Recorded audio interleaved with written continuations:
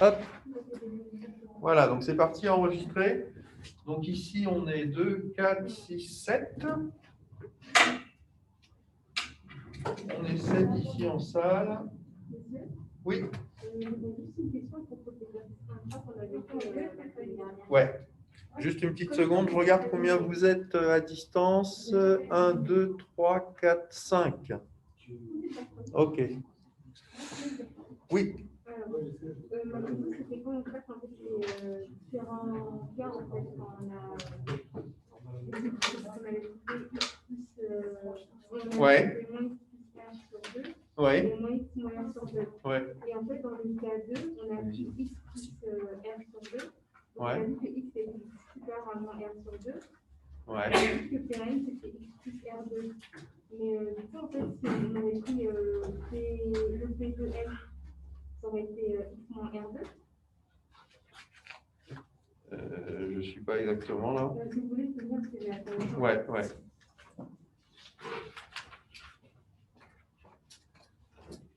Ok, non, parce que c'est ça. Ouais. Donc, oui. Du coup, on a ça. Et du coup, en fait, si on avait P de M, ça aurait été x moins 2 R, c'est ça? Ça aurait pas eu moins 2 20. La P de M, il est là. Et pour P2, on a pris ce cas-là. Oui. Ben oui, parce que si X.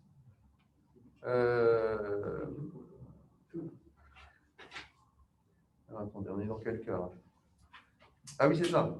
Ben non, c'est parce que là, on est dans le cas où on est entre les deux. C'est-à-dire qu'on est supérieur à cette distance-là, à la distance. Comment ça? Ah non, là, pardon. Hop. Le R, il est à droite du lithium 2+. D'accord. D'accord. Mais ensuite, on a deux cas. Soit on est à gauche du beryllium moins, soit on est à droite du beryllium moins. Donc on fait un deuxième cas où on est à gauche du beryllium moins, mais à droite du lithium 2+. Donc à ce moment-là, on se retrouve entre les deux. C'est le cas 2, là, justement. D'accord. Et après, on traite un cas 3, où là, du coup, on est à droite. Ah, donc en fait, le x moins r sur 2, c'est quand on est par là? Ah oui, parce que c'est P2. Ouais, c'est P2M. D'accord. Et là, en fait, on a ça parce qu'on était. Ça, en fait, là, on est à gauche. X moins R sur 2, il est inférieur à 0. Ah, du coup, on est par là. Voilà. Et pour x plus r sur 2, on est par là. Voilà, exactement. D'accord. Et x plus r sur 2, on est par là aussi quand on a fait. Non, x, le premier cas, oui. Ben, c'était x plus r sur 2 inférieur à 0. Du coup. Quand on est à gauche. Oui, entrez. Quand on est à gauche du lithium plus, x plus r sur 2, il est inférieur à 0. D'accord. Allez, d'accord. Quand on est à gauche du lithium plus, x plus r sur 2, il est inférieur à 0. D'accord. Et quand on est à droite du lithium plus, x plus r sur 2, il est supérieur à 0. D'accord. Et pareil pour l'autre. X moins r sur 2, parce que ça, c'est x moins r sur 2. Quand on est à gauche du beryllium plus, x moins r sur 2, il est inférieur à 0. Et quand on est à droite, il est supérieur à 0. D'accord. Ça marche? Bon, de toute façon, on va revoir un petit peu ça aujourd'hui, hein, parce que là, aujourd'hui, donc, on va traiter le cas de la molécule de KCl. Et donc, on va aller regarder quel est le champ électrique. Et du champ électrique, ensuite, on parlera du potentiel qui peut être créé à partir de ce champ électrique. Donc, je vous rappelle, on a ici donc deux charges. Alors, je mets un axe X, hein, parce que cet axe X, en fait, c'est l'axe qui relie les deux charges. Donc, je vais mettre une origine sur cet axe X. Et donc, j'ai deux charges ponctuelles, K+, donc un ion K+, qui a une charge Q, et que je vais placer à une distance petit a de cette origine. D'accord? Ici, j'ai le K+. D'accord? C'est une charge ponctuelle qui se trouve à une distance plus petit a de l'origine. Et puis de l'autre côté, donc à moins petit a, j'ai une charge Q moins Q. Et ça, c'est le chlore moins. d'accord, je peux représenter comme ça, en fait, cette molécule KCl. OK? L'axe OX, c'est l'axe qui relie en fait les deux atomes de la molécule. Et puis, je prends le point milieu, en fait, de la distance entre le Cl et le K. Donc, en gros, ici, si je définis ce point-là comme étant le point P1, pour revenir aux mêmes notations qu'on avait dans l'exercice précédent, et ce point-là comme étant le point P2, je vais pouvoir écrire le champ électrique créé dans l'espace, enfin, sur l'axe, pour les deux ions. Alors, pour Cl-, donc Cl-, je vous rappelle, hein, Cl-, donc il a, on va dire, une coordonnée x de P1, d'accord, puisqu'il se trouve au point P1, il a une coordonnée x de P1 qui vaut moins A. Ouais.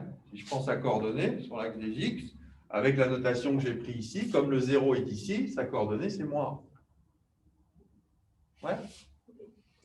Si pour l'autre ion, K+, la coordonnée donc c'est x de P2, hein, puisque j'ai noté ce point-là P2, et celle-là, bah, du coup, c'est plus A. OK? Et donc, du coup, alors, ceux qui sont à l'écran, est-ce que vous, pardon, oui, enfin en vidéo, est-ce que vous voyez ce que j'écris au tableau, si je ne suis pas devant? Pas vraiment. Vous arrivez à voir ou pas? Non, on ne voit pas très bien. Vous ne voyez pas très bien. Bon, de toute façon, j'enregistre la vidéo, donc essayez de suivre ce que je dis, en essayant de suivre ce que je note, et puis ensuite, vous pourrez retourner voir dans la vidéo comment ça... Je vais essayer de rapprocher un peu, juste peut-être. Peut-être que ce sera un peu mieux. Voilà, puis je vais essayer d'écrire assez gros pour que vous arriviez à voir. Peut-être si on met un peu de lumière. D'accord. On peut essayer d'allumer celle-là.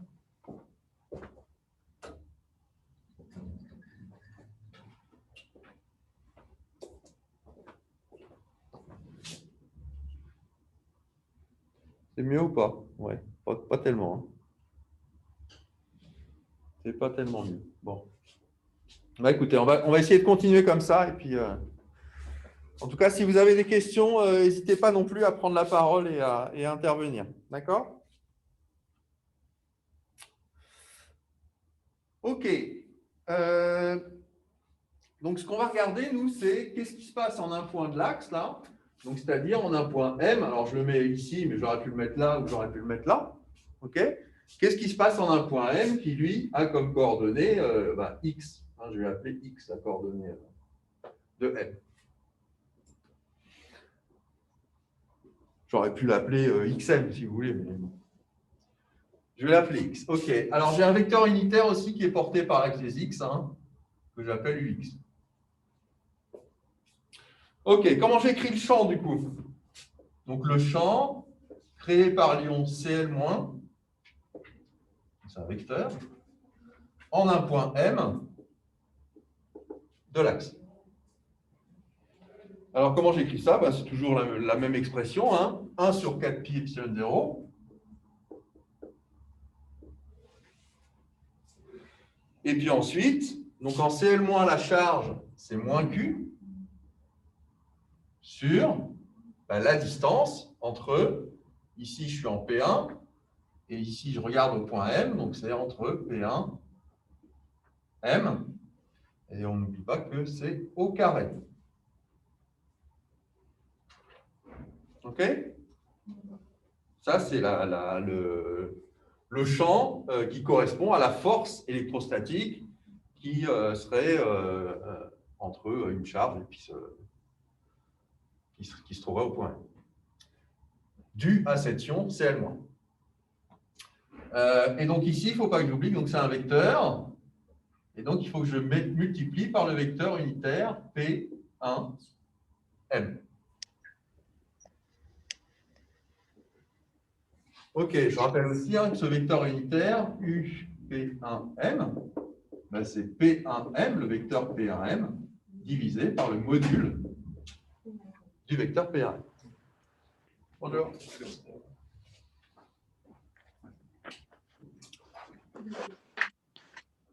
Ok, si maintenant j'écris pour K+, quel est le champ créé par K+, en un point de l'espace M? Ben, c'est la même chose, c'est 1 sur 4 pi epsilon 0. Alors attention, ici j'ai une charge plus. Hein. Donc la charge ici c'est plus Q divisé par le carré de P2M et fois U du vecteur P2M. Donc, je rappelle le vecteur P2M dans ce cas-là, U de P2M, c'est P2M sur le module de P2M. Ok, là, j'ai rien fait de neuf hein, par rapport à ce qu'on avait fait à l'exercice précédent.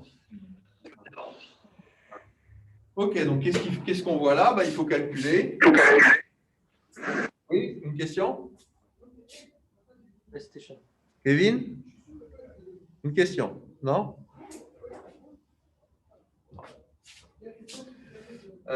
Donc là, il faut calculer.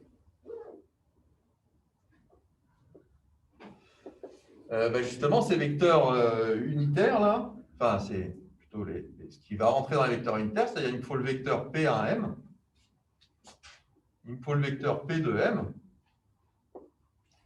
et puis il me faudra le module de P1M et le module de P2M. Ok, alors comment j'écris P1M?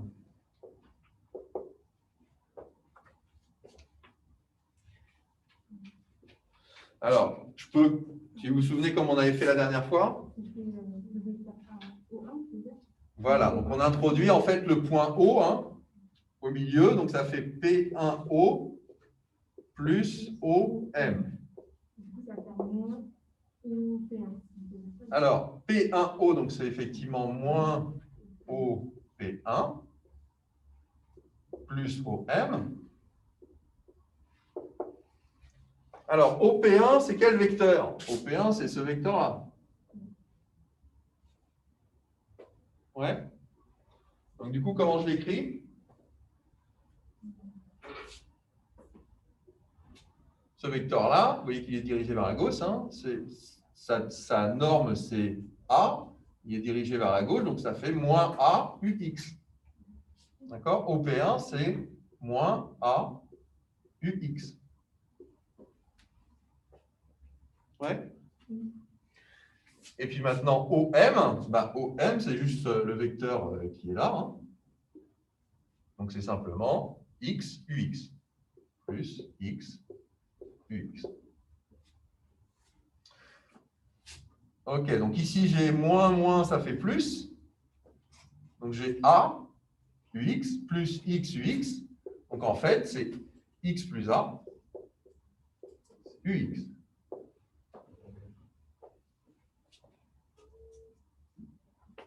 OK? Maintenant, je vais calculer le module de ça. Hein, le module de P1M, c'est-à-dire, c'est ce que je note, c'est ce que j'ai noté P1M ici, là. OK, donc c'est le module de ce vecteur-là. Ça veut dire c'est quoi? Ben, c'est racine carrée de la somme des carrés des coordonnées. Ben, ici, il n'y en a qu'une, hein, c'est X plus A au carré. Donc ça va me donner valeur absolue de X plus A. Hein, la racine carrée, elle est forcément positive. Mais après, la valeur de X plus A, ça peut être négatif ou positif. Hein, ça dépend si X il est supérieur à moins A ou il est inférieur à moins A. Autrement dit, ça dépend si mon point M il se trouve à gauche ici. À ce moment-là, je suis inférieur à moins A. S'il se trouve à droite ici, à ce moment-là, je suis supérieur à moins A. OK? Donc là, comme dans l'exercice précédent, hein, on va trouver deux points. Et puis, bah, après, pour l'autre P2M, là, ben, on fait la même chose. Hein, donc, c'est P2O plus OM. Donc, P2O, c'est moins OP2 plus OM. Alors, OP2, c'est ce vecteur-là. Hein, c'est celui-là. OP2. Donc, cette fois-ci, c'est AX. Donc, j'ai moins AUX. Et puis, OM, bah, c'est toujours le même, hein, c'est XUX. Donc, ici, maintenant, ça me fait X moins A UX. Et puis, si je calcule le module P de M, ben, ça va me faire racine carrée de X moins A au carré, c'est-à-dire valeur absolue de X moins A. Même chose, hein, puisque en fait, la racine carrée est positive, donc ça va dépendre de X moins A, du signe de X moins A.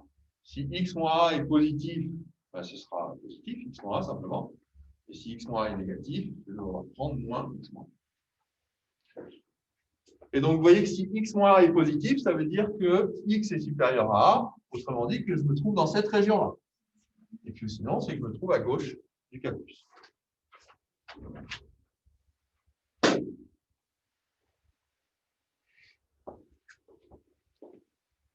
OK. Donc, on va devoir considérer 3 cas. Hein.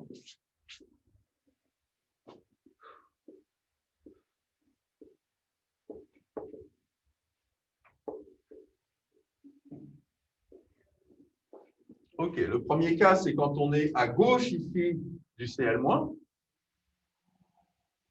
Alors, quand on est à gauche ici du Cl-, ça veut dire quand X plus A est inférieur à 0.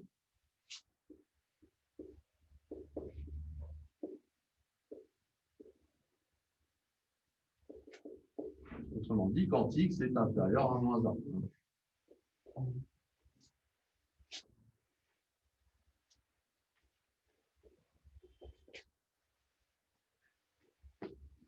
Alors forcément, cette quantité-là, elle est négative aussi. Hein. X moins 1. C'est forcément négatif. Hein, je le note quand même, mais comme X est inférieur à moins A, X moins A, c'est forcément négatif. Hein, X est négatif. OK, deuxième cas. Alors, à ce moment-là, on a X plus A qui est positif. Hein, ça veut dire que je me trouve à droite ici du Cl-. Mais je me trouve à gauche, d'accord? Ça veut dire que je vais être dans cette région-là. Je me trouve à gauche du K+. Donc, si je suis à gauche du K+, ben, je suis à X moins A.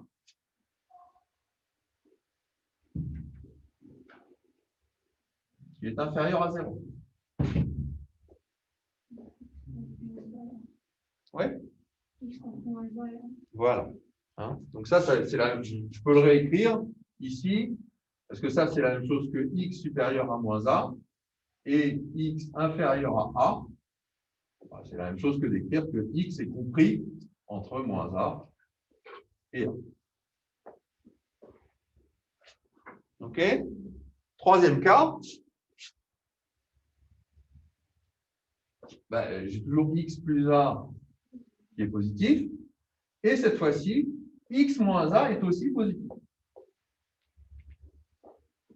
Autrement dit, je me trouve dans la région ici qui est à droite du K+. Je n'ai pas compris la Non, non, le 1, c'est K1.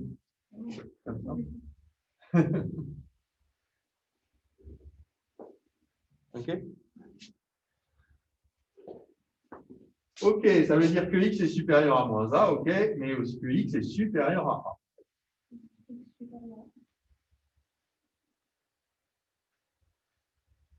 OK, donc en fait, on a 3 cas. Hein. X inférieur à moins A, X compris entre moins A et X supérieur à A.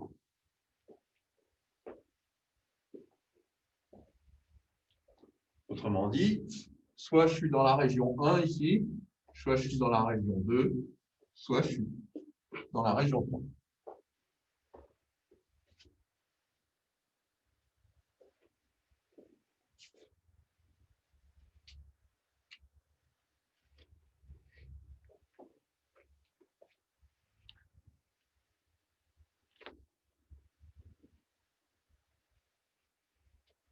OK, du coup, qu'est-ce qui va se passer? Ben, simplement, maintenant, je vais pouvoir réécrire mes vecteurs en tenant compte de ces conditions-là. Alors, comment je vais faire ça? Il ne faut pas tout effacer.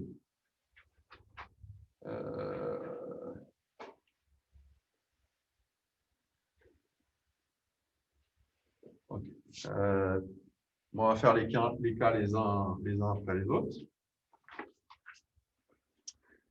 On va faire les cas les uns après les autres. Donc, en fait, on va prendre le cas 1. Alors, je vais effacer ça. Hein, et en fait, on va le réécrire en tenant compte du cas 1.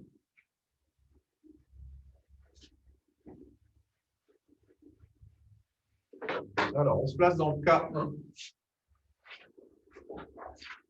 Donc, on est dans la région qui est à gauche. Alors, je sais que x est inférieur à moins a. Ça veut dire que donc, x plus a est inférieur à 0. Donc, ça implique quoi? Ça implique que valeur absolue de x plus a, c'est égal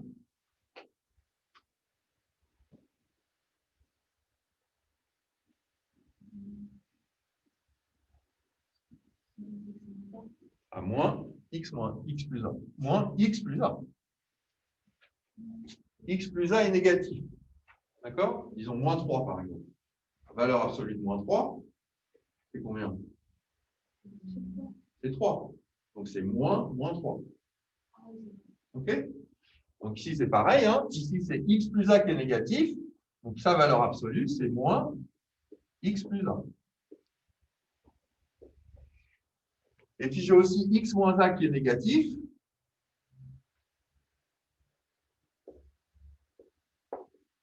Hein, si x plus a est négatif, c'est ce qu'on avait dit ici. Hein. Si x plus a est négatif, x moins a aussi. Donc, ça veut dire que c'est aussi moins x moins a. Ouais.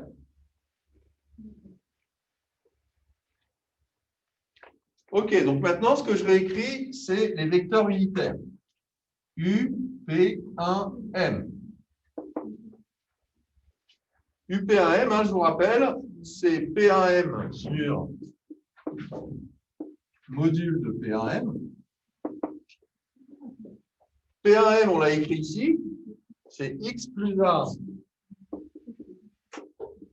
QX. Et module de P1M, il est là, c'est valeur absolue de X plus A. Et valeur absolue de X plus A, j'ai dit, c'est moins X plus A. Donc, je vais diviser par moins X plus A. Autrement dit, UP1M, hein, c'est moins U de X. Dans le cas.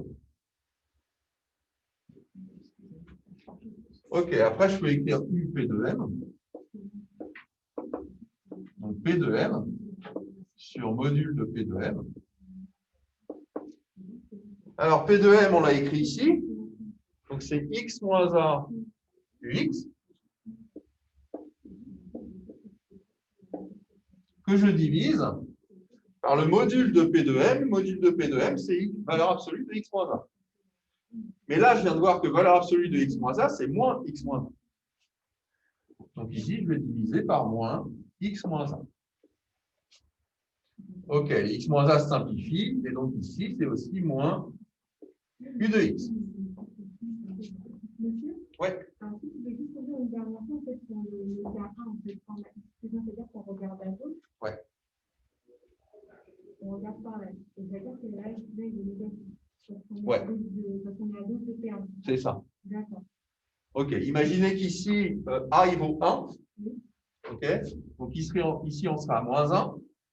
Ici, on se place dans une région où, par exemple, ici, je vais prendre à moins 3. Qu'est-ce qui se passe à moins 3? D'accord? Mon X est égal à moins 3. D'accord? Maintenant, vous faites le calcul. X plus A, ben, ça me fait X plus A, ça me fait moins 3 moins 1. Non, plus 1, pardon. Moins 1. Moins 3 plus 1, ça fait moins 2. Donc, c'est bien négatif. D'accord? Dès que vous allez avoir quelque chose qui va être de ce côté-là, vous allez trouver quelque chose de négatif. D'accord. OK? Oui, c'est pas X moins 1 parce que ce matin, il m'a parlé, il X moins A? Ah non, X moins A, là, il vaudrait quoi? Ça, c'est 1. X moins A, bah, il vaut moins 3 plus 1. Non. Moins 3, moins 1, pardon. D'accord? Si je calcule la distance entre ce point-là et celui-là, ben, j'ai 1 ici, et puis j'ai moins 3 là. Donc la distance entre là et là, c'est moins 1, moins 1, moins 3, c'est moins 4. C'est encore plus négatif. Ouais. D'accord, mais je comprends en fait que dans le premier temps, comme il y a un peu X, en fait, du coup, on dit que c'est inférieur en fait. Voilà. OK? Quand on est dans cette région-là, en fait, tout va être négatif. Ouais. On a quoi? Oui. Ben oui, parce que dans chaque région, il va se passer des choses différentes. D'accord? Alors, j'efface ici maintenant, hein, vous avez compris, à chaque fois, on va recalculer hein, les vecteurs unitaires et puis on va regarder ce que ça donne. Alors, on va le faire cas par cas, mais on va aller assez vite quand même. Alors, maintenant, je réécris les vecteurs champ électrique. ECL-. Par rapport à ce qu'on avait écrit tout à l'heure, donc c'est 1 sur 4pi epsilon 0. Cl-, donc on a une charge moins Q, divisé par P1M. Alors P1M, hein, je vous rappelle, c'est X plus A. Donc X plus A au carré. D'accord? P1M au carré. Et puis ensuite, U de P1M, et U de P1M, je viens de voir que c'est moins X. Moins U de X. Donc finalement, le champ électrique ici, c'est 1 sur 4pi epsilon 0. Il y a deux signes moins ici qui vont donner un signe plus, Q sur X plus A au carré. U de X.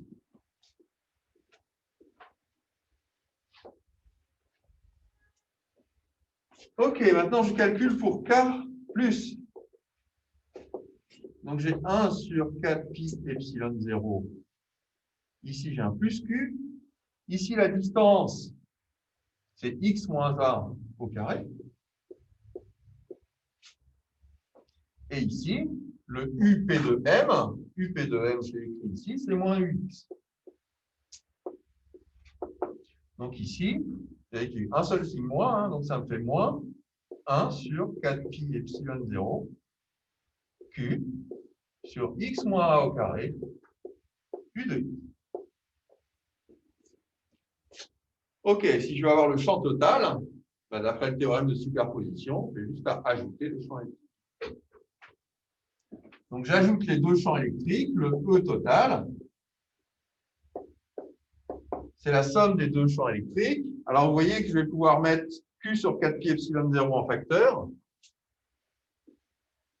Donc je mets en facteur Q sur 4pi epsilon 0. Facteur de quoi? Facteur de 1 sur X plus A au carré.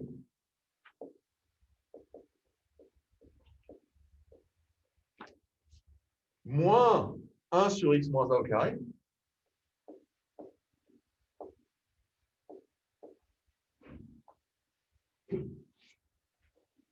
U de X.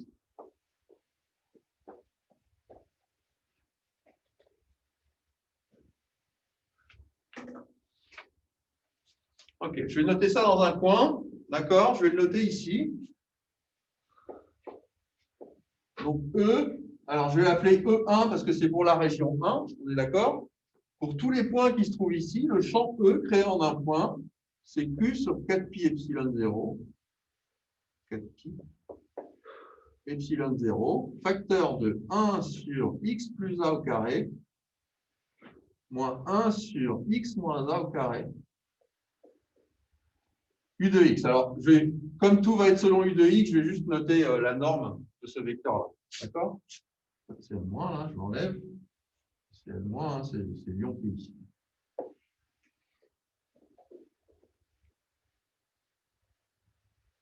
OK. Ça va pour ça? Maintenant, on va calculer ce qui se passe dans la région 2. OK, dans la région 2, qu'est-ce qu'on a comme relation? On a x qui est compris entre moins a et a.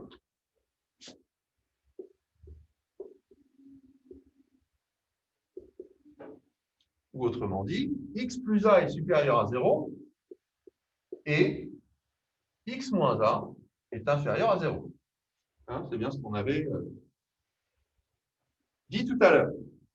OK, du coup, je vais pouvoir réécrire les deux champs. E, C, L moins, c'est égal à 1 sur 4pi epsilon 0 moins Q sur x plus a au carré.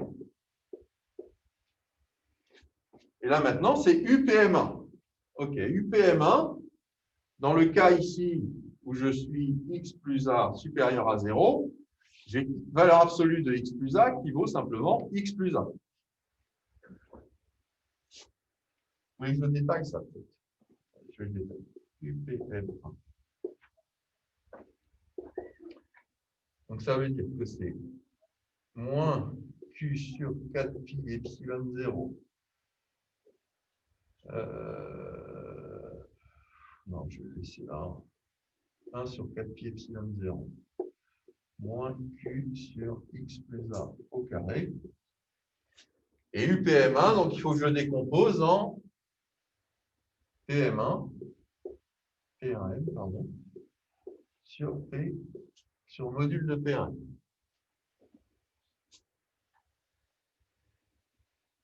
En fait, je devrais effacer là.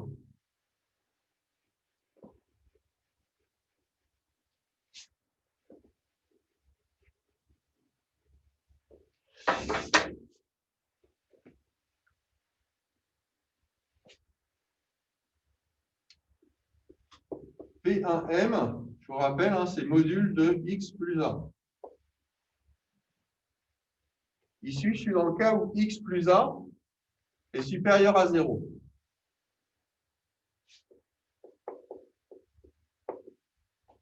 Donc, ça veut dire que le module de x plus a, bah, c'est simplement x plus a.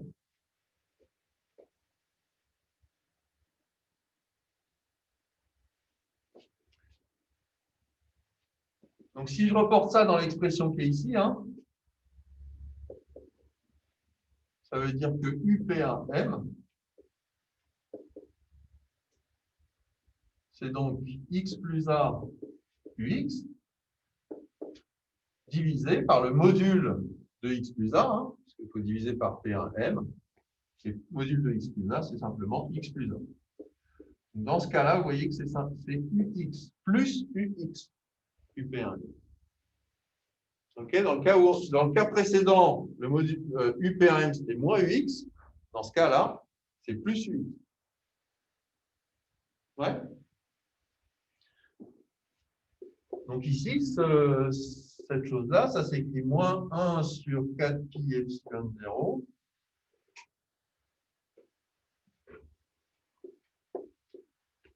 Le champ électrique créé par Cl, là, fois moins Q sur x plus a au carré, Qx, simplement. Ah, j'ai mis deux signes.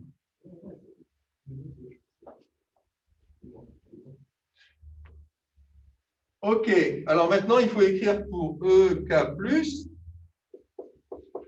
Donc, EK+, c'est 1 sur 4pi epsilon 0, plus Q sur x moins a au carré, UP2M. OK, que vaut UP2M? Donc, ici, maintenant, je suis dans un cas où x moins a, d'accord, je suis dans le cas 2, je suis x inférieur à a, ça veut dire que x moins a est négatif. X moins a est négatif, donc P de M, qui vaut valeur absolue de x moins a étant négatif, la valeur absolue, c'est moins x moins a.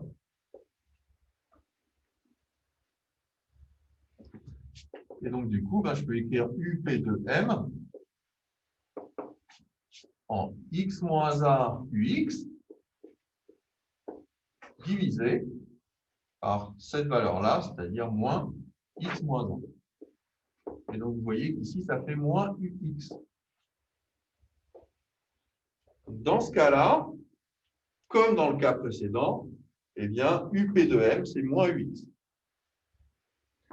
Donc ici, vous voyez que ça va me faire UP de M, je vais le remplacer par moins UX, donc je vais avoir un signe moins qui vient, ça va me faire moins 1 sur 4pi epsilon 0,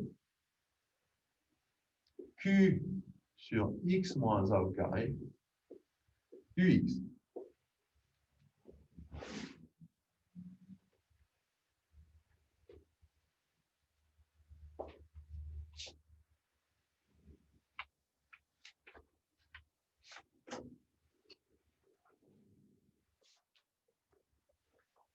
Ok, donc maintenant, je n'ai plus qu'à additionner ces deux champs-là. Le E total, là, dans la région 2. Donc, j'additionne les deux, là. Vous voyez que je peux mettre moins Q sur 4pi epsilon 0 en facteur. Moins Q sur 4pi epsilon 0 en facteur de, donc ici, il va me rester 1 sur X plus A au carré.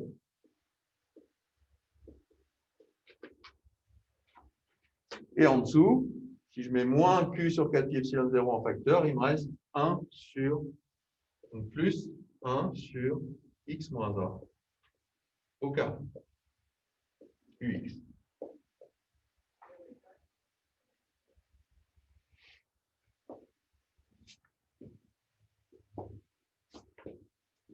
Donc, vous voyez que dans la région 2, là,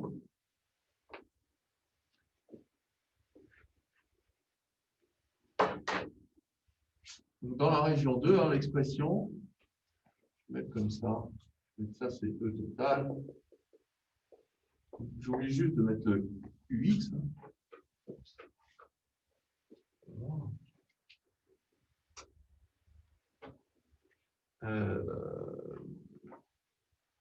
Donc ici, c'est moins Q sur 4pi epsilon 0, 1 sur X plus A au carré, moins, pardon, plus 1 sur X moins A au carré.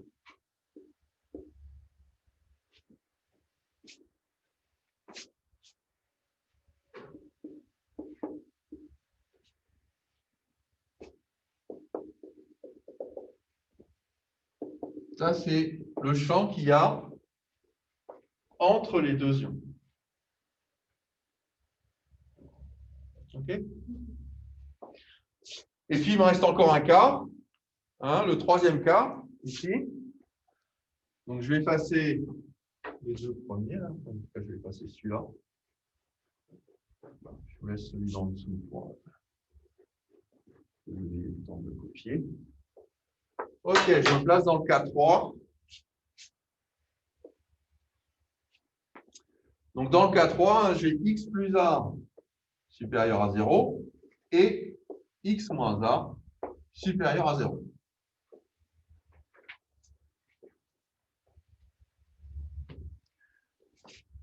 OK, vous voyez tout de suite là où on va en venir. P1M, c'est valeur absolue de X plus A, ça va être égal à X plus A. Donc là, je vais en tirer directement que UP1M, comme au-dessus, hein, c'est la même chose qu'ici, hein, ça va être égal à U de X. Et puis pour P de M, valeur absolue de X moins A, du coup, X moins A, maintenant, il est positif. Donc cette fois-ci, c'est X moins A simplement. Et donc UP de M, c'est plus U de X. Et donc de là, je vais tirer directement les vecteurs E, CL-, qui va être 1 sur 4pi epsilon 0 moins Q sur X plus A au carré. Et U P1M, c'est simplement U de I. Et pour EK+, j'ai 1 sur 4 pi epsilon 0 plus Q sur x moins A au carré et UP2M. UP2M, c'est simplement cette fois-ci UX. Donc, je vais pouvoir additionner ces deux choses-là. Le bleu total.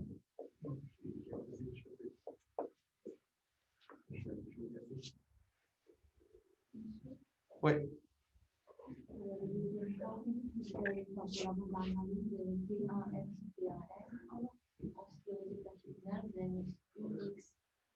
Ouais.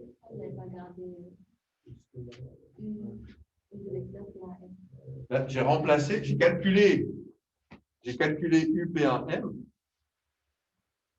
D'accord? C'est le calcul ici. C'est P1M sur P1M. D'accord? Et dans ce cas-là, ben, je trouve que c'est moins U de X. Donc, je l'ai remplacé par moins U de X.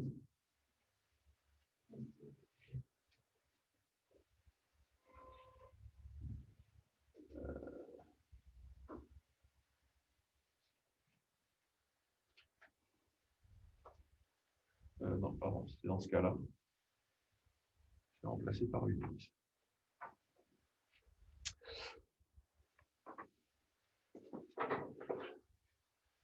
Ok, donc le champ total, du coup, dans cette région-là, hein, si je mets Q,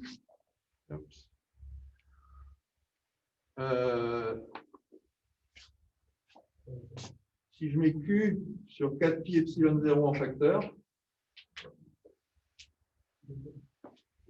ici, je fais la somme, je mets Q sur 4 pi epsilon 0 en facteur, vous voyez que je vais avoir 1 sur x moins a au carré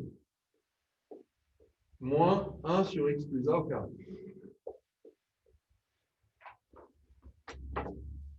Alors, je vais passer ça, hein, parce que les cas, UX.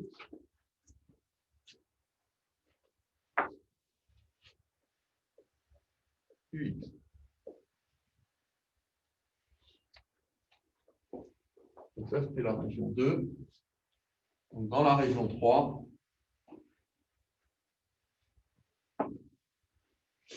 je mets Q sur 4 pi epsilon 0, facteur 2, 1 sur x plus a au carré, moins 1 sur x moins a au carré.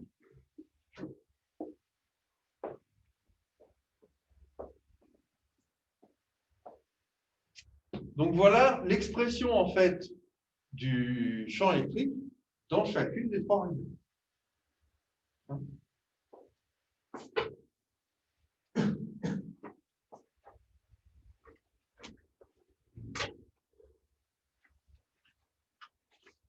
Bon, alors c'est un peu calculatoire. Hein. Après, quand on a plus l'habitude,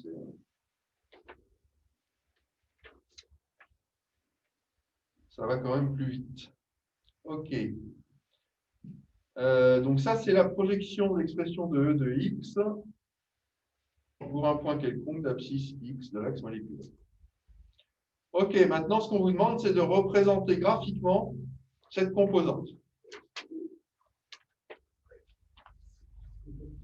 OK, on a les trois composantes. Là, je vais effacer ce qui est en dessous. Hein, vous avez compris comment on les a calculées.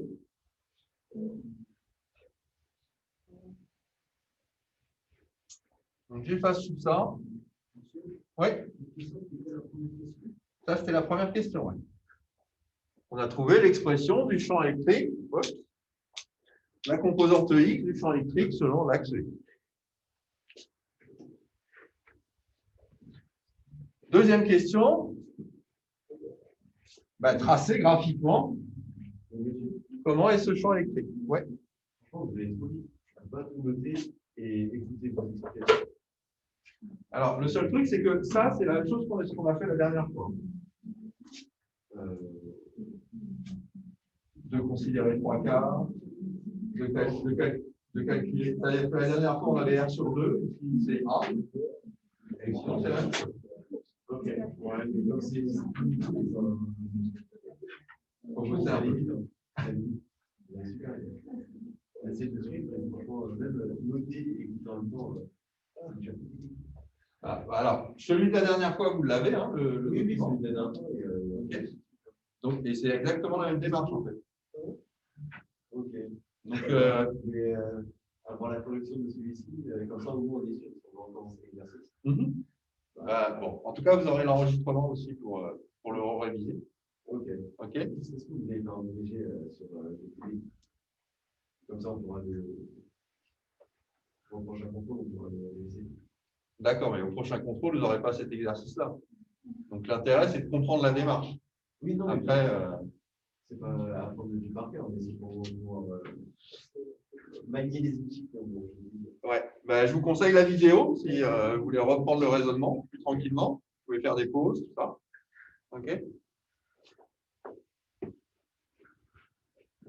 OK. Donc là, le but maintenant, ça va être de tracer cette fonction.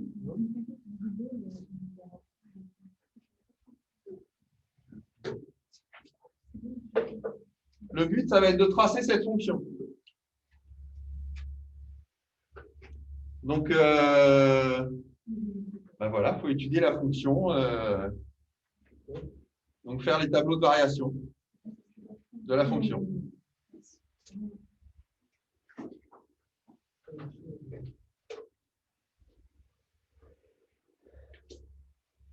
OK, donc, tableau de variation, hein, ça veut dire x. Qu'est-ce qu'il vaut? Il va varier de moins l'infini. D'accord? Donc, on part de moins l'infini. Ensuite, on voit que il va se passer quelque chose ici en moins A. OK, donc on va noter le point moins A ici, il se passe quelque chose. Ensuite, le point suivant qui va se passer quelque chose, c'est en A. Et puis ensuite, on va aller à plus l'infini.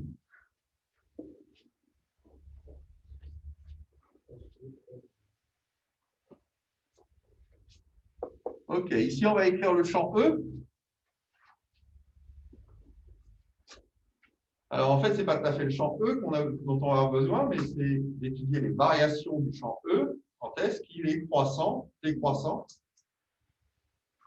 D'accord? On fait une étude de fonction classique. Donc, en fait, c'est la dérivée de E qui va nous intéresser. Alors, il va falloir calculer la dérivée de cette chose-là.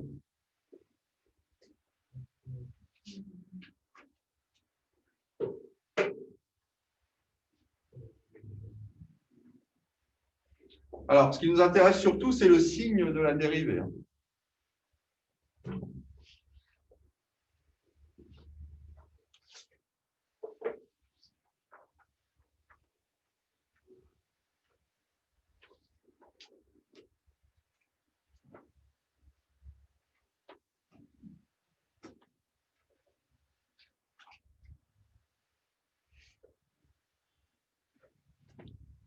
OK, alors qu'est-ce que ça donne la dérivée là? Dans la région 1.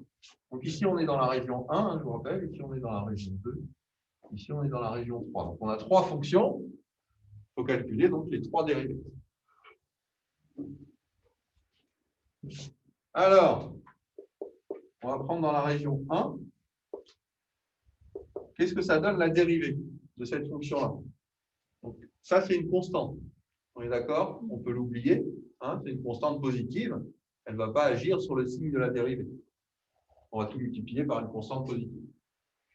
OK, donc quelle est la dérivée de cette fonction-là? 1 sur x plus a au carré moins 1 sur x moins a au carré. Que donne la dérivée?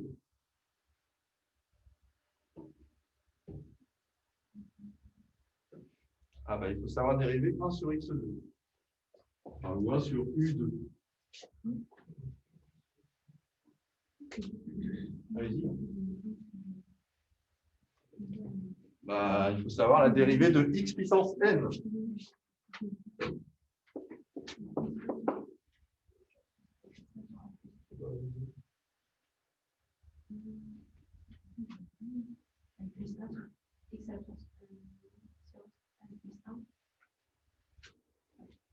OK, dérivée x carré, ça fait combien? Ok, donc qu'est-ce que vous avez fait? N est égal à 2. Donc vous avez fait multiplier N par X puissance N moins 1. Ok. Donc c'est N, X puissance N moins 1. Ok, alors ici, qu'est-ce que ça donne? La dérivée de 1 sur X plus A au carré, ben, N est égal à moins 2. 1 sur X plus A au carré, c'est X plus A puissance moins 2.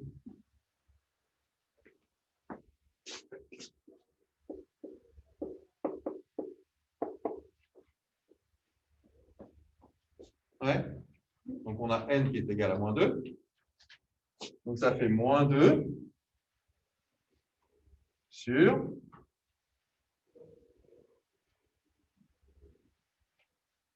X, X. moins 2 sur X. Ok, on a N est égal à moins 2. Donc je dérive X puissance moins 2. Ah. Compte tenu de cette formule-là, ça me fait moins 2, X puissance moins 2 moins 1. Moins 3. Voilà, ça fait moins 2 sur X3. Vous avez du mal avec les dérivés? Ah ben, il va falloir réviser parce que c'est censé être acquis les dérivés. Ok, donc ça fait moins 2 sur X plus A au cube. Alors ensuite, on fait moins. Alors maintenant, on dérive 1 sur X moins A au carré. Ben, ça va faire la même chose, hein, moins 2 sur X moins A au cube. Ok, donc tout ça, ça fait moins 2 facteur de 1 sur X plus A au cube, moins 1 sur X moins A au cube.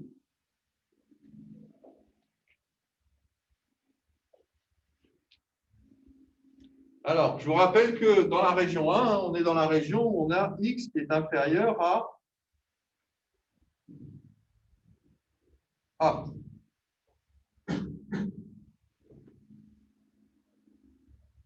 À moins 1.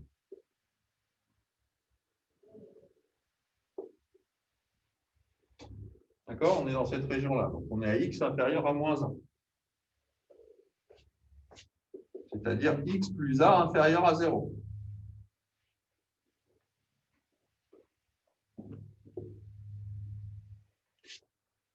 Ok, si X plus A est inférieur à 0, qu'est-ce que vous pensez du signe de ça? Négatif. Négatif.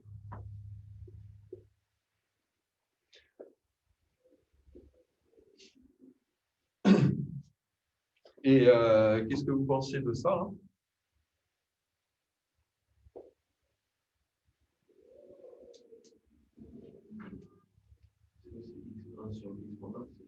Ouais. Ouais.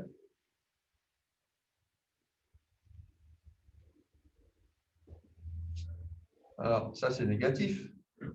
Ça. Hein, parce qu'on a moins. Enfin, X est inférieur à moins A, donc forcément, ça, c'est négatif. Et le V au cube, ça va être négatif. Et il y a un signe moins.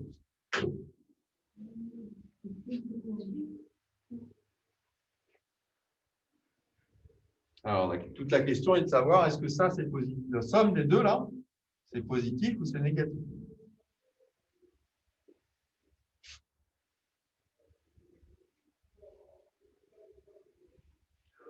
Ou autrement dit, est-ce que X plus A, c'est plus grand ou plus petit que X moins A?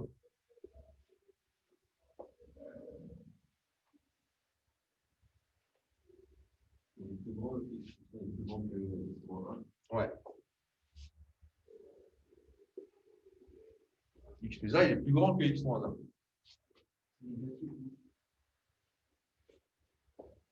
À droite, À droite, c'est négatif. non, non, à droite, pour le deuxième truc. Parce que vous avez posé la question. Ouais, parce que vous avez posé la question. Ah, ici, là? Voilà, c'est ça. D'accord. Donc, je dis que la somme des deux, c'est négatif. Ouais. Donc ça va être effectivement négatif.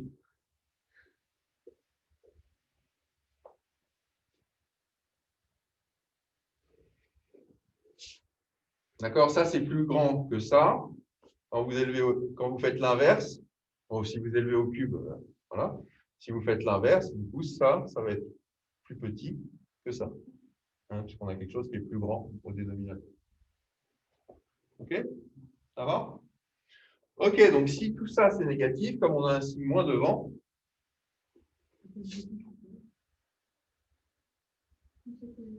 du coup, ça va être positif. OK, donc ça veut dire qu'ici, on va avoir quelque chose qui est positif. Ou autrement dit, on va avoir un champ qui va être croissant. OK, si je mets la flèche, d'accord, donc ensuite dans le tableau de variation, hein, on met les variations, on va avoir quelque chose qui croît. OK, la question, ça croît entre quoi et quoi? Entre moins l'infini et moins A. Alors ça, c'est pour x.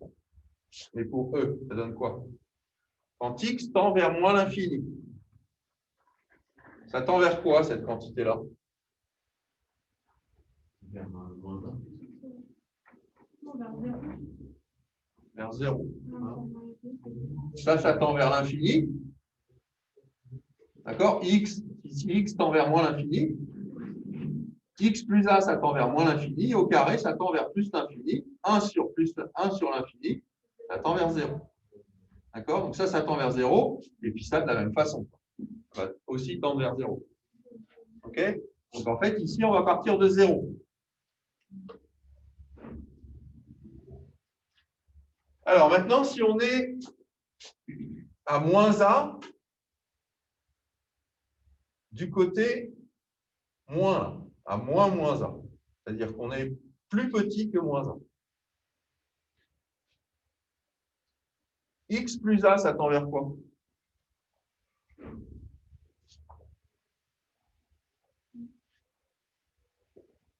On est à X égale moins A. D'accord? X moins A, ça tend vers une quantité, moins 2A. Ouais, au carré. Ça fait 4A carré. 1 sur 4A carré. Ça tend vers quelque chose de fini. OK? Ici, qu'est-ce qui se passe pour X plus A? Si on est à moins A, X plus A, ça fait moins A plus A, ça fait 0. Donc ça tend vers 0. D'accord? Comme c'est élevé au carré, ben ça va tendre vers quelque chose qui est plus l'infini. Puisqu'on va avoir un 0 plus. D'accord?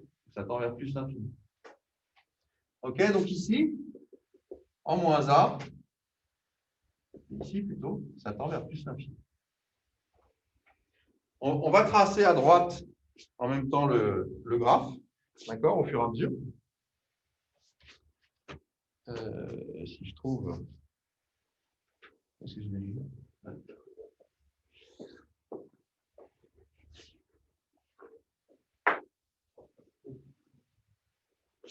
OK, on va donc tracer ici. Qu'est-ce qui se passe? Donc, quand x varie pour e de x.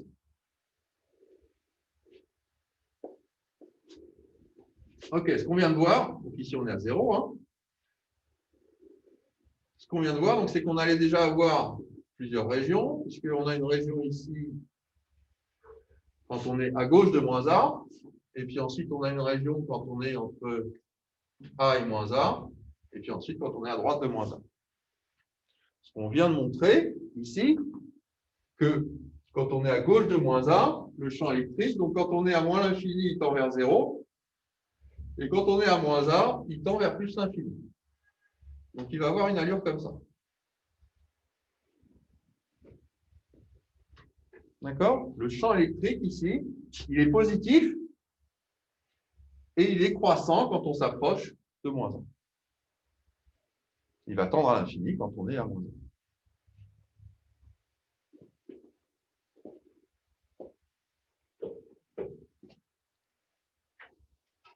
OK. Alors, maintenant, qu'est-ce qui va se passer? Alors, on va peut-être faire l'autre région complètement à droite, là-bas. D'accord? Ici, là, à droite. Parce que le cas est assez similaire, en fait. Vous voyez comment c'est similaire par rapport à celui-là? Si vous comparez les deux expressions, là, il y a un problème dans le report de l'expression. Ouais, il y a un problème. C'est un moins, là. C'est moins ça.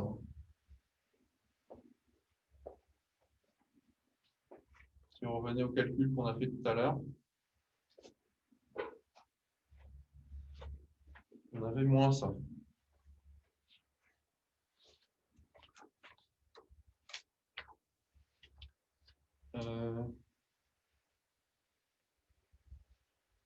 Donc, c'est ce que vous mettez moins devant, alors il faut mettre un plus dans la parenthèse. Non, non. Dans le calcul qu'on avait fait tout à l'heure, dans le cas 3, j'ai du mal à recopier en fait, quand j'ai recopié le truc là. Dans le cas 3,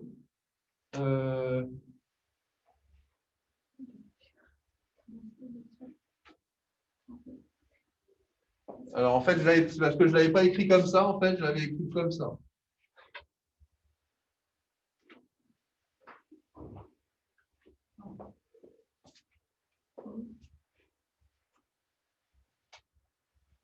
Du coup, il n'y a pas de moins devant. Si je l'écris comme ça, il n'y a pas de moins devant. D'accord? Mais vous voyez que par rapport à celui-là, vous voyez, si vous comparez les deux expressions là, en fait, elles sont opposées. Ouais. En fait, elles sont symétriques. Donc, en fait, si on reprend le tableau de variation ici, quand x va tendre vers A, ben, vous voyez que cette quantité, maintenant, c'est cette quantité-là qui va tendre vers 0. Et comme c'est au carré, ça va tendre vers 0 plus. Donc 1 sur 0 plus, ça va tendre vers plus l'infini.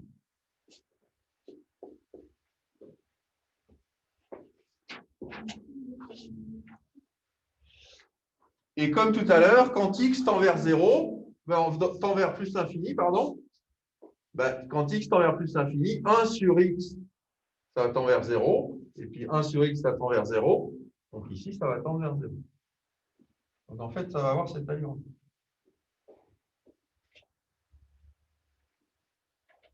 OK? C'est le symétrique ici par rapport à ce qui passe ici. Donc quand on part d'ici, on a un champ électrique qui est décroissant et qui va tendre vers 0. Ouais. Ouais. C'est ce qu'on va faire maintenant. Ah bah oui. Ok, qu'est-ce qui se passe entre moi A et A?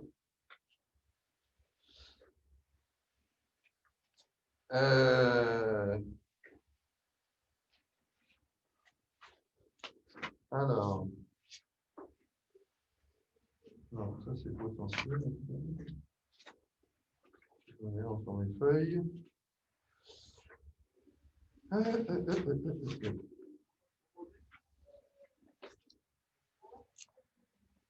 Ok, ben, comme tout à l'heure, on va calculer la dérivée.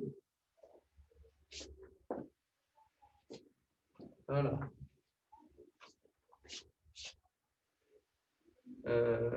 Ok. Donc là, maintenant, on se place. Donc, je vais faire tout ça.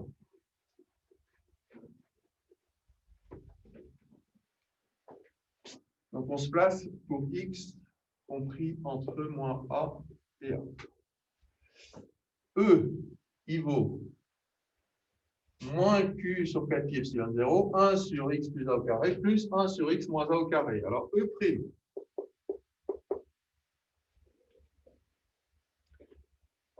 Alors, on va dire qu'on garde le facteur moins q sur 4 pi epsilon 0.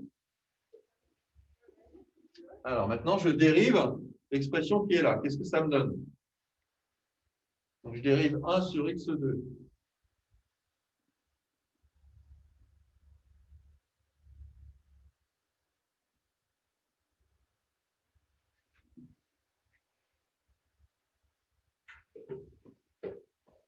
Comme tout à l'heure, hein.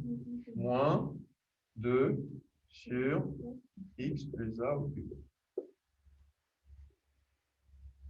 Ok, pour le deuxième terme, plus moins 2 sur x moins a au cube.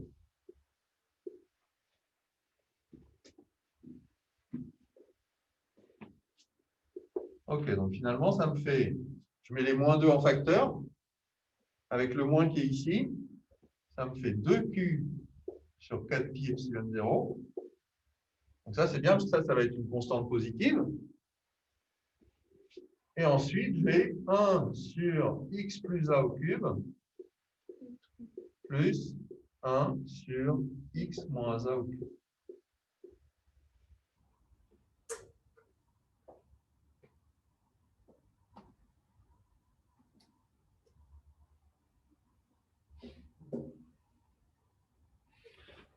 Alors, je vous rappelle hein, que dans ce cas-là, c'est le cas où on a x plus a supérieur à 0. D'accord? X est supérieur à moins a. Et x moins a est inférieur à 0. X est inférieur à moins a. Ok, donc ça, c'est positif. X plus a. Et x moins a, c'est négatif. Ouais. Alors, qu'est-ce qu'on va faire ici? Ben, en fait, on va réduire. Donc, ce qui va nous intéresser, hein, c'est le signe de cette fonction-là. Donc, on va réduire au même dénominateur. Donc, ça me fait x moins a au cube plus x plus a au cube sur x plus a au cube fois x moins a au cube. Alors, je vous rappelle, ce qui nous intéresse, c'est le signe de cette chose-là. OK? Comme ici, x plus a est supérieur à 0. X plus a au cube, c'est supérieur à 0. Mais x moins a, c'est inférieur à 0. Donc, x moins a au cube, c'est inférieur à 0. Donc, ça veut dire que ce produit-là, en fait, il va toujours être inférieur à 0. OK? Alors maintenant, il faut regarder ce que ça donne, ce qu'il y a au-dessus. Donc, pour ça, il va falloir développer. Alors, donc je vais développer juste ce qu'il y a en haut. Hein. Alors, comment on développe ça? Ça fait x au cube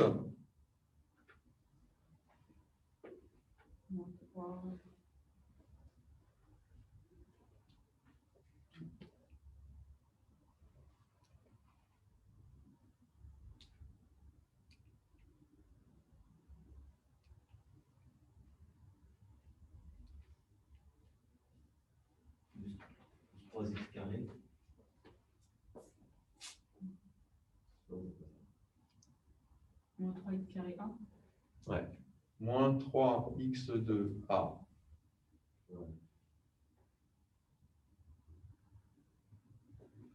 Plus 3x a carré moins a au cube. Et si on développe l'autre, plus x au cube, plus 3x2a, plus 3xa2, plus a au cube. Ok, du coup, on va voir que ça se simplifie avec ça, et que ça se simplifie avec ça. Et donc, il va nous rester 2x au cube plus 6x a carré. Ok, on va pouvoir mettre 2x en facteur. x2 plus 3a2. Alors, qu'est-ce que je vois là? Ben, que ici, ça, c'est toujours positif. Hein, x2 plus 3a2. Et par contre, vous voyez que c'est multiplié par x. Donc, quand x est négatif, c'est négatif. Quand x est positif, c'est positif. Ok, je multiplie par quelque chose de positif, donc ça ne change pas le signe de ça. Et par contre, ici, je divise par quelque chose de négatif. Donc, ça inverse le signe. Autrement dit, quand x est négatif, tout ça, c'est positif. Donc, ici, il faut que je mette 0. Quand x est négatif, c'est positif. Quand x est positif, c'est négatif. Donc, en fait, ici, je vais avoir une fonction qui va être croissante, puis décroissante. Sur la courbe en général, ça va faire un comme ça. C'est ça. Alors, ben, on voit qu'il y a une valeur particulière, hein, où la dérivée va s'annuler là. C'est pour 0, pour x égale à 0. Alors, quelle est la valeur pour x égale à 0? Ben, il faut remplacer ici x par 0. Donc, si vous remplacez x par 0, ici, il vous reste un 1 sur a carré. Ici, il va vous rester un 1 sur a carré. Donc, ça fait 2 sur a carré. Donc, ici, on va avoir une valeur qui vaut moins 2q sur 4pi epsilon 0 a carré. OK, on y est presque. Il nous manque plus que deux choses. Quelle est la limite ici quand on tend vers a moins, enfin, vers moins a?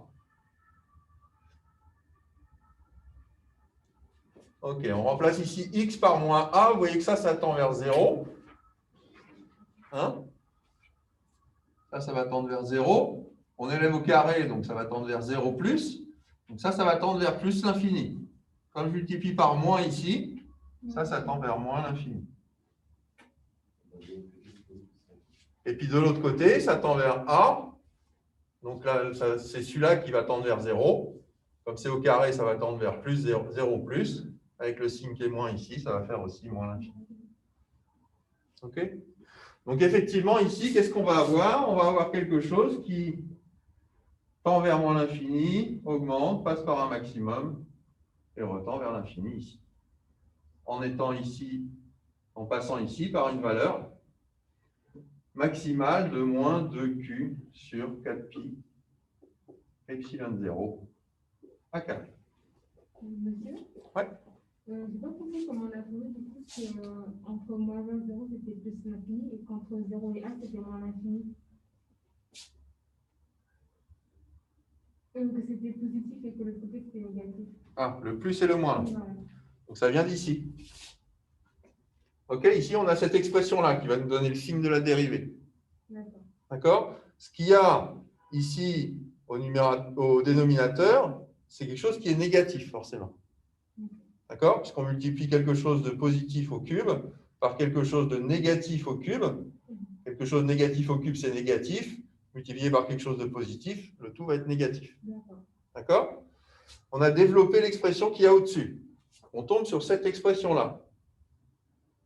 Ouais. Ici, on a 2x facteur de x2 plus 3a carré. x2 plus 3a carré, c'est forcément positif, puisque c'est au carré. OK? Et par contre, ici, vous voyez que ça va dépendre du signe de x. Est-ce que x est positif ou est-ce que x est négatif? Donc, si je fais le produit de ces deux choses-là, comme ça, c'est positif. Quand x est positif, le produit, c'est positif. Quand x est négatif, le produit, c'est négatif. Sauf que je divise par quelque chose de négatif. Donc, quand x est négatif, ça, c'est négatif. Je divise par quelque chose de négatif, ça me donne quelque chose de positif. Donc, quand x est négatif, c'est positif. Okay? Et quand x est positif, c'est l'inverse. X est positif, je multiplie par quelque chose de positif, ça donne quelque chose de positif. Je divise par quelque chose de négatif, ça donne quelque chose de négatif. Donc, quand x est positif, le produit est négatif. Okay.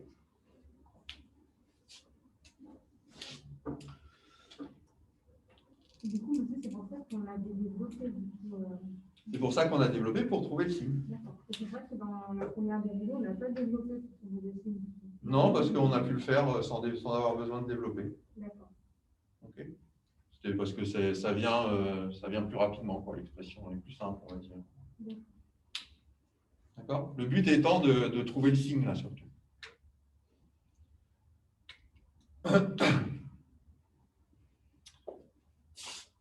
Ok, donc voilà pour le champ électrique.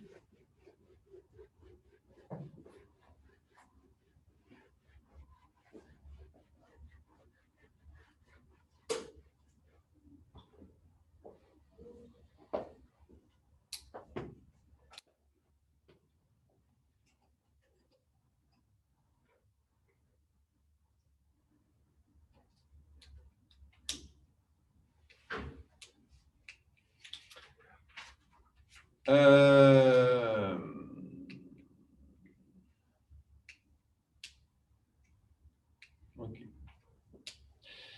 Alors après, question suivante. Dernière question d'ailleurs. 4 heures. Ah, ben on est déjà au bout.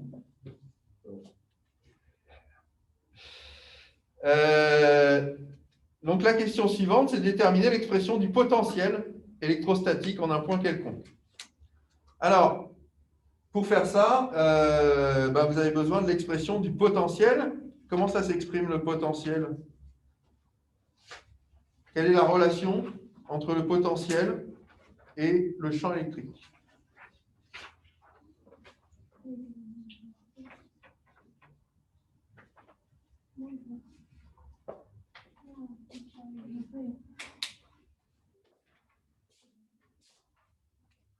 D'accord? Il y a une relation entre le champ électrique et le potentiel V. C'est laquelle? Moins grade de V.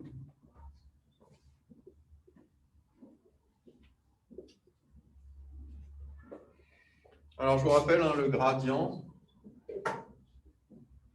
ça s'écrit aussi comme ça. Ça correspond à quoi? Donc, c'est la dérivée partielle, ouais. Donc, attention, c'est un vecteur. Hein. OK, donc, il va avoir 3 composantes. Et effectivement, les 3 composantes de ce vecteur, ça va être les dérivées partielles. C'est-à-dire, si on est en coordonnées cartésiennes, ça va être d sur dx. D'accord? Si ça, c'est les vecteurs ijk, la première coordonnée, ça va être d sur dx. La deuxième, c'est d sur dy. Et la troisième, c'est d sur dz. OK?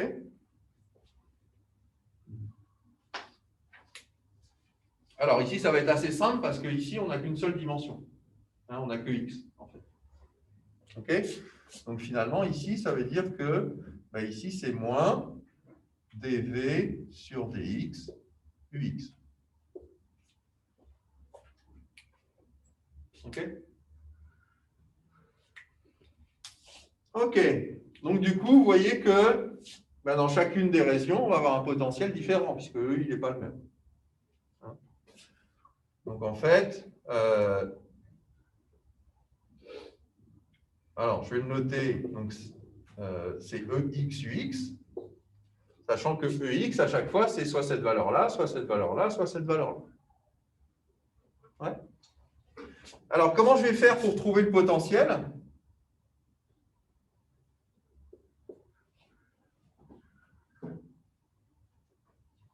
Alors, comme c'est selon une seule direction, ça, je peux le réécrire, dv sur dx égale EX.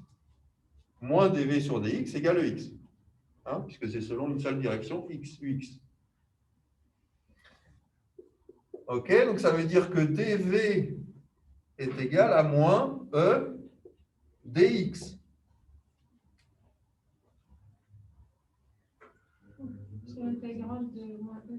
Donc, pour trouver effectivement V, il va falloir que j'intègre moins E dx. Donc, après avoir dérivé ces expressions, maintenant, il va falloir les intégrer.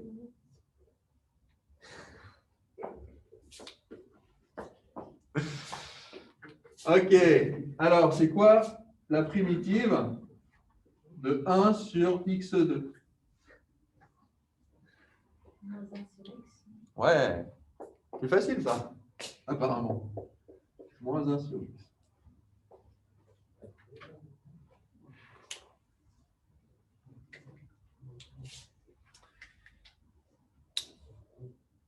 OK. Alors, bon.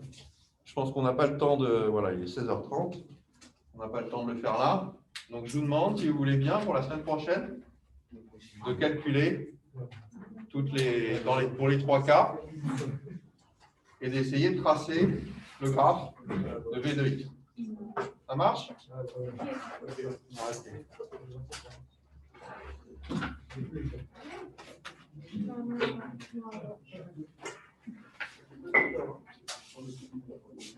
Donc, on va arrêter là pour ceux qui sont à distance. Je vous rappelle donc que l'enregistrement, je vais vous le mettre à disposition, hein, comme j'ai mis à disposition l'enregistrement de la semaine dernière. Vous avez pu le voir? Enfin, vous avez pu le charger?